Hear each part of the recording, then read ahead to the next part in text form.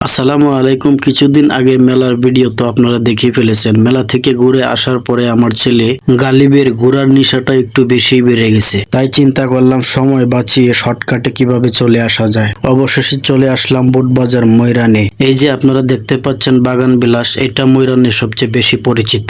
গালিবকে বললাম, গালিব চলো আমরা ভিতরে যাই। না, সে ভিতরে যাবে না, সে খেলনা কিনবে। একবার চিন্তা করেন, খাওয়ার চাইতে খেলার নেশা অনেক বেশি।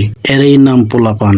বাগান বিলাসের ডান দিক দিয়ে ঘোড়ায় চরকি বসিয়েছে। গালিবকে বললাম, গালিব চলো ঘোড়ায় চরকিতে উঠবে। সে বলে না, আমি ঘোড়ায় চরকিতে উঠবো না। এর আগে মেলায় গিয়ে ঘোড়ায় চরকিতে উঠে পরে আমার মাথা ঘুরছিল। কথা তো ঠিকই বলেছে, এর আগে মেলায় গিয়ে কি হয়েছিল সেই ভিডিওতে অবশ্যই দেখেছেন। তারপর গালিবকে বললাম চলো আমরা সামনে থেকে ঘুরে আসি। যেতে যেতে দেখলাম ফুচকা। আরে ফুচকা তো আপুদের প্রিয় খাবার। কোন আপুরা ফুচকা পছন্দ করেন কমেন্টে বলে যাবেন। আর এদিকে দেখুন যার যে নেশা, খেলনা হলে আর কিছু লাগে না। তারপর ওই দেখুন শাহী বাদশা কাচ্চি ঘর। চিন্তা করলাম কাচ্চি পরেই খাই, আগে ঘুরে আসি, আর না হয় পেট ভরে গেলে পরে ঘুরতে মন যাবে না। আরে এখানে দেখি বাদশা হেয়ার কাট সেলুনও আছে, যার যা চুল কাটার দরকার চলে আসেন। কেউ আবার এটা মনে করেন না যে আমি টাকা খেয়ে প্রমোট ভিডিও বানাচ্ছি। না ভাই, এত বড় সেলিব্রিটি হই নাই যে এখন আমাকে মানুষ টাকা দিয়ে প্রমোট করাবে। তারপর একটু সামনে গিয়ে দেখলাম আচারের দোকান। এখন গালিব আর গালিবের আম্মু আচার খাবে। তো গালিব খাবে আমের আচার আর ওর আম্মু খাবে রসুনের আচার। কি খাবি? এটা কি এর আচার? হ্যাঁ, কেমন লাগে আচার? মজা। তারপর গালিবকে বললাম চলো গালিব সামনে যাই। রাস্তার পাশে সবুজ ঘেরা দৃশ্য দেখে খুব ভালো লাগলো। গাছ ও লতা পাতা সবুজের দৃশ্য দেখলে মন টানে বাড়ির দিকে। মন চায় গ্রামের ছেলে গ্রামে ফিরে যায়, কিন্তু কি আর করা, টাকার নেশায় পড়ে থাকি ইট পাথরের শহরে। আর যাই হোক, চলেন সামনের দিকে এগিয়ে যাই। যেতে যেতে দেখি এবি ফুড কর্নার। গালিব বলতেছিল আব্বু চলো এটার ভিতরে যাই। তো আমি বললাম চলো, ঘুরতে তো তোমার জন্যই আসছি, চলো ভিতরে যাই। ভিতরে গিয়ে দেখি আবারও ঘোড়ায় চরকি, যেটাতে গালিব উঠে মাথা ঘুরাইছিল।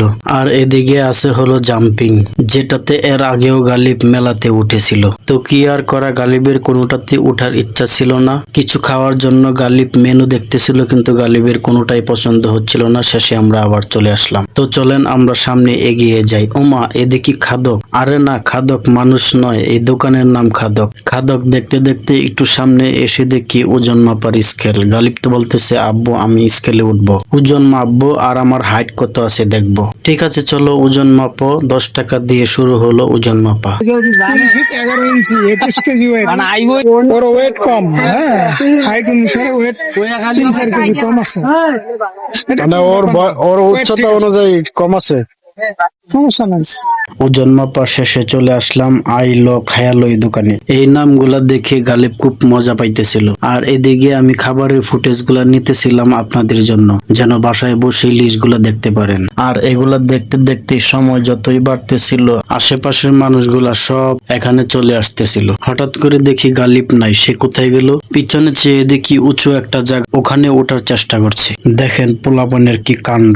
উপরে চেয়ে দেখি পোলাপানের কথা কি আর বলবো, কাপল গুলো আরো বেশি উঠছে। তারপর গালিবকে ওখান থেকে নামালাম, নামিয়ে সামনে গিয়ে কয়েকটা ছবি তুললাম। ছবি তোলা শেষে এখন সে বলে আবার সে উপরে উঠবে। আমি বললাম ঠিক আছে চলো উপরে উঠি। উপরে উঠার পর চিন্তা করলাম দেখি তো উপরে উঠে নিচের দিকটা কেমন দেখা যায়। আর যাই বলুন, নিচের দৃশ্যটা কিন্তু সেই রকম ছিল। দৃশ্যগুলো দেখার পর আবার নিচে চলে আসলাম। সন্ধ্যা হয়ে যাচ্ছে, এবার খাবার পালা। ঘুরে ফিরে আবার চলে আসলাম সেই বাগান বিলাসে। তো চলুন ভিতরে গিয়ে দেখি বাগান বিলাসের কি অবস্থা। ভিতরে বাচ্চাদের খেলার জন্য দোলনা বানানো হয়েছে। এটি শুধু বাচ্চাদের বিনোদনের জন্য।